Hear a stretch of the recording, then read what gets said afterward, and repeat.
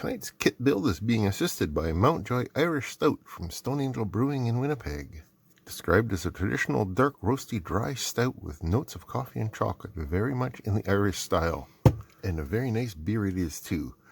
So today I am going to do the first of many kit builds courtesy of Universal Solder and their gift of a whole bunch of kits that they sent me a few weeks ago. Link up there if you want to see all the kits that I've got in stock so far. This kit is their stereo audio amplifier kit, containing a whole bunch of goodies, including a schematic, which is really nice to see. And not a photocopy of a photocopy of a fax of a photocopy. This is actually a decently printed one too.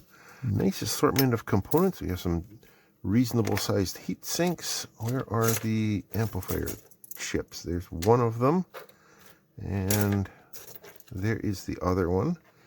So one for each channel for stereo. Got some hardware, plugs for power, some stereo potentiometers. You don't see those nearly as commonly these days. Nice classy looking black solder mask on the circuit board with tin silver pads. That kind of quality is very common in the Universal Solder kits. Also a silkscreen on the component side to identify some of the parts. Very nice. And the input voltage is also called out. Again, very nice to see. So the kit doesn't call out a specific order of operations for installing things. So I am going to just start the way I always do, with the physically smallest, lowest profile, and least likely to be damaged by subsequent soldering components, which are almost always the resistors. Now, many of you can read the color bands on the resistors. Myself being colorblind, can't. So those are 99K, so let's call that 100K. According to the schematic, they live over here mostly. And it's also marked on the board. There's R2. Okay, so I'll just start dropping these guys in as I find them.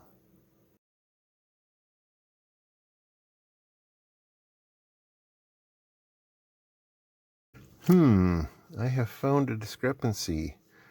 There are, in fact, 600K resistors included in the kit, and the schematic calls for them, but there are only 4 of them labeled on the board. On the schematic, it says R8 down here and R9 up here, so same position on both sides of the circuit. Should be 100K, but on the board, R8 and R9 are labeled as 33K. For now, I'm just going to leave those guys out. I've got them marked. We'll come back to them later. I suspect that it is probably just going to adjust the gain of the circuit a little bit, and it's not going to be a big deal. So I've just paused a little bit after discovering that discrepancy and just double checked, and there are a couple of differences between the schematic and the board, and it looks like we have the components for either option. So I think I am going to follow the screen print on the board mostly, and just use this as sort of a reference to keep track. So R8 and R9 on the board are labeled as 33K, as I noted earlier, but on here they're labeled as 100K. And I do have 33K that came with the kit, and they're not needed anywhere else, so I'm going to put them in that spot. I'm not sure if that is an error or a revision. I'm going to guess it's a revision. I'll check in with Universal Solder after I'm finished building this and see what he has to say. If he has a comment, I'll pin it down below, or I will add it in the description, or probably both. Regardless, I've got the first batch of components in, so time to start soldering. As usual, these boards have nice tinning on them, and they solder really easily, which is a nice thing, especially for people who are just learning or want soldering practice. These boards make it easy for you. Now just start grabbing resistors and stabbing them in the rest of the positions. These are the 10K, which are part of the base tone circuit. Pretty much every component is going to come in pairs just because it is a stereo amplifier and each side is going to be the same. So there's the base pot, and find those two right close to it. Makes perfect sense. The 1.5Ks are the other resistor in the base circuit, so we'll throw those in next. And they go right on the other side of the base tone control pot. Again, it's very logically put together. Everything is pretty much where you'd expect to find it. And then 5.6K joins the bass section to the treble section. Bass pot, treble pot, 5.6K resistors right between them. 47K resistors are in the feedback circuit of the amplifier module. For simplicity, let's just treat it like it's a really big beefy op amp. So that takes the output signal, adds some resistance to it, and puts it to the inverting input to add some negative feedback, reducing the gain so it doesn't get out of control and distorted. One of them's right there, and of course they're going to be beside the amplifier chips. And the other one is right over here.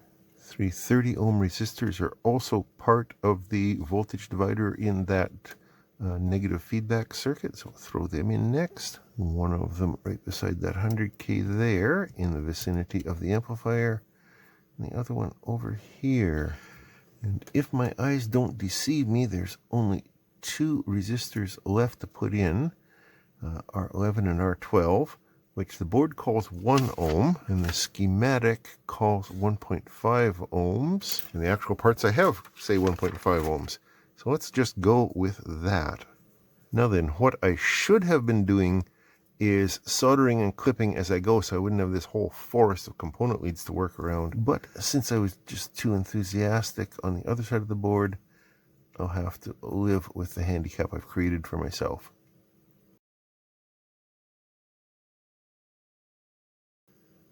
Some of those aren't super pretty, a little bit of flux splash, but they're all solidly soldered, so I'll take it. Next in, I'm going to do all these little ceramic capacitors, and there are quite a bunch of them. So here's the collection of capacitors that we have in the kit. We got a couple of 432, which are 4.7 nanofarads, 4 223, which are 22 nanofarads, 4 101, which are 100 picofarads or 0.1 nanofarads, and 8 220 nanofarads, which is actually more capacitors than there are called out on the board.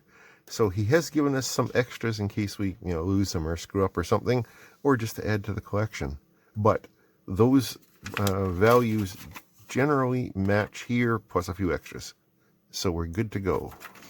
220 nanofarads, there's a couple of them over here. And there's a couple of them over here. And there's one of them up here by the amplifier chip. And then duplicated for the other side of the circuit. And I think I've learned my lesson from the resistors. I'm just going to solder these ones up before I start adding more in. 8 is plenty to not get in my way. And a quick haircut, as always. Despite a minor confusion at the beginning, this is going together quite nicely. Oh, wait, I already cut that one before. Next, I think I'll put in these 4.7 nano and 22 nano that are part of the treble circuit. So there's 2 on the right side and 2 on the left side. And there's also a couple of 22 nanos in the base circuit, so I might as well do those at the same time. You can always tell when your iron's getting a little dirty and needs cleaning when the joints just don't come out quite right. You don't get good heat transfer on a dirty tip.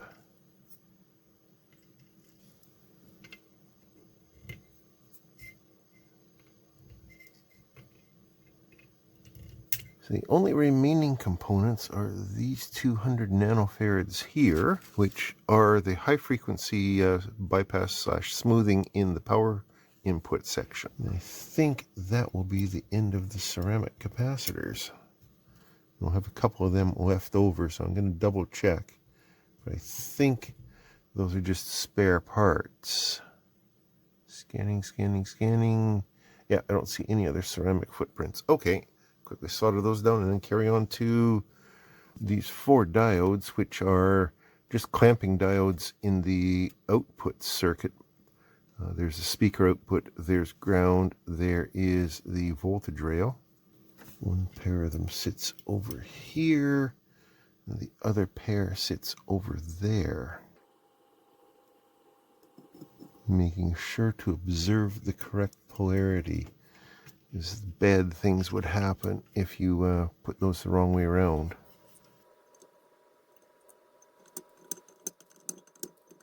Next we'll put in the small electrolytics, 10 microfarad, 10 microfarad. Where are the other ones? Oh, 47 there and there. Again, observing the polarity on the capacitor, the short leg and the band there indicates the negative side. On the board, he's called out the positive side, which is going to be the long lead.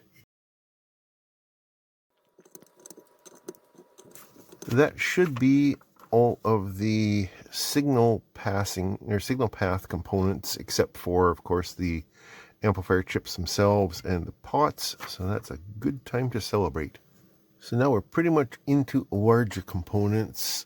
So I think maybe the big capacitors, 1, 2, 3, 4, they're all 2200 microfarad.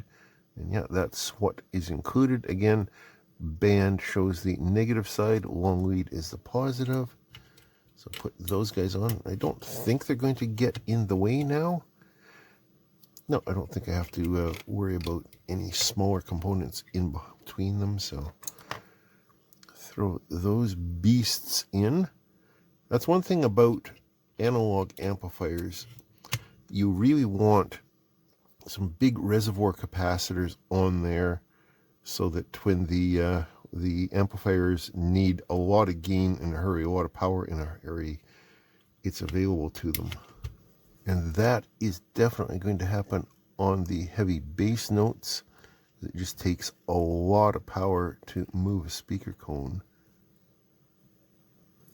And I haven't been showing you every time, but after I've soldered components in, especially big guys or ones that don't want to lay flat or whatever, I have been just observing to see if they're straight, and if they're not, I'll reflow one lead and push the component down with my finger.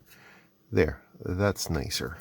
Now, I think potentiometers should be the next play. And are they all the same? That is a 50K, that is a 50K, and that is a 50K.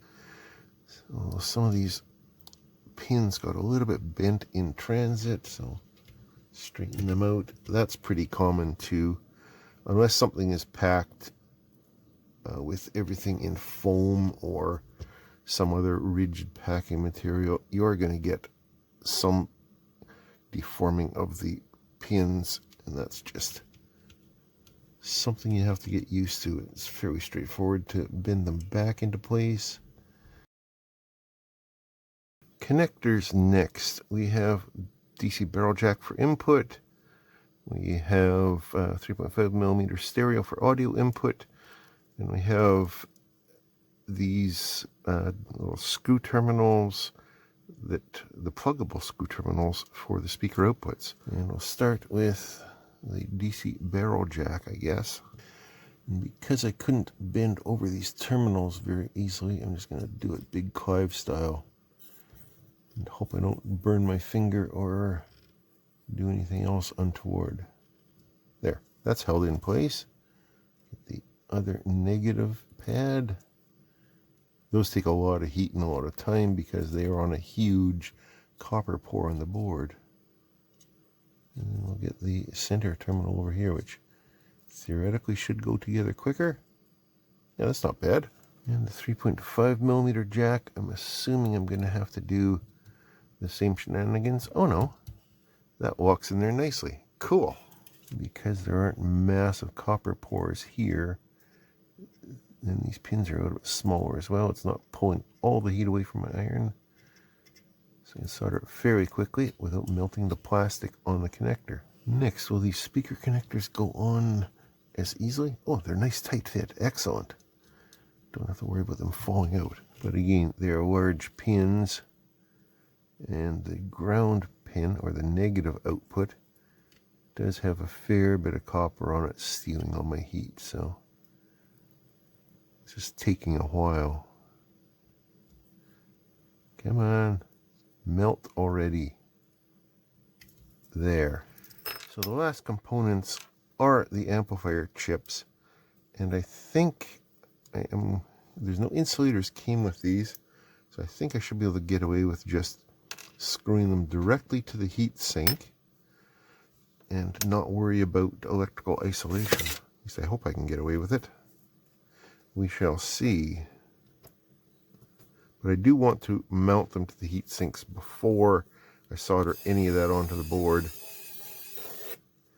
just to get the pins nicely aligned, because there is a lot of pins involved here. I think that's going to make it easier for me. Of course, complicating that plan is the fact that these leads are a little bit bent in shipping. Not too bad. This one is worse. Just get them all nicely aligned, and hopefully they should just drop into place. That wasn't too strugglish. Now I've boosted up the heat on my soldering iron because soldering these heatsink tabs is going to be an interesting challenge. We've got this huge ground pour here, plus the heatsink itself is going to be stealing heat away from the iron, so wish me luck. Surprisingly, not horrible. Let's try again over here. I can definitely feel the solder trying to firm up on me before I get to it, but it seemed to work. I'm going to do the other one and then bring my iron back down to normal temperatures to do the regular pins. As with any silicon, when I'm soldering it, I try to bounce around to spread the heat out so I don't cause any damage to it. It's just a practice that I got into years and years ago, just again to prevent damage. Modern components are a lot more resilient than stuff back in the day was, but I don't think it's a bad habit to be in. So there, I think that is everything. I mean, give it a test and see, if it works. So for power, I could power it from a laptop power brick like this one, which is capable of putting out 19 volts and up to 4.5 amps. But I'm not going to. I am going to use my power supply. I'm going to current limit it. 4 amps is way too high. I want to go in the wrong way here. The reason I want to current limit it is just as an initial test to make sure that I don't have anything shorted on there, so I don't cause any, fires. Maybe a couple hundred milliamps or something like that to start with. Sure, plug that in there and plug in over here into my power supply and power on. We're only drawing about 30 milliamps, which is good. That tells me that I haven't made any catastrophic failures and I'm not setting fire to any components. Good start. Speakers connected here. I'm just going to leave it in the stand so that I don't short it out on some random stray bit of wire on the bench here. Audio input there, and audio input there. And let's crank up the current limit on this guy a little bit more. Maybe 0.5 amp. Sure. At 12 volts. Power on. Did you hear that pop in the speakers? I heard that pop in the speakers. Let's turn up the volume.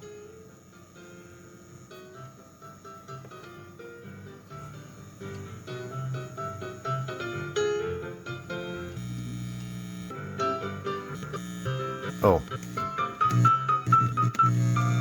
My cable's crap.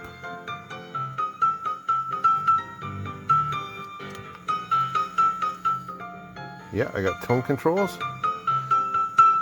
I got volume. Happy day.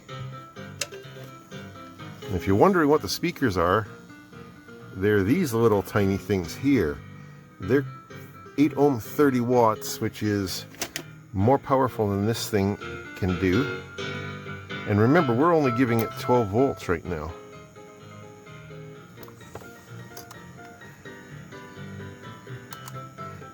Let's crank up the voltage, because this thing can handle up to 24 volts, right? There's 20.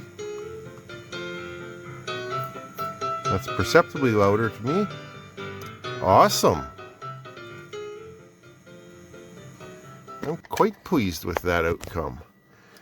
And I hope, yeah, I hope you found that interesting. I certainly did, and I think I'm going to get some use out of that.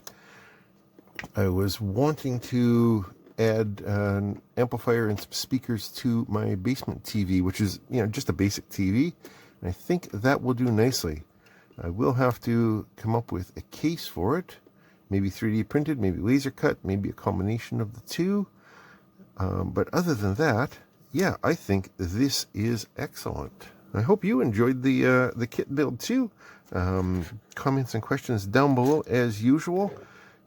And of course, there will be links in the description if you're interested in buying this kit. I don't get a kickback on it. I'm just helping out a fellow Canadian who is a small business that designs and builds these kits.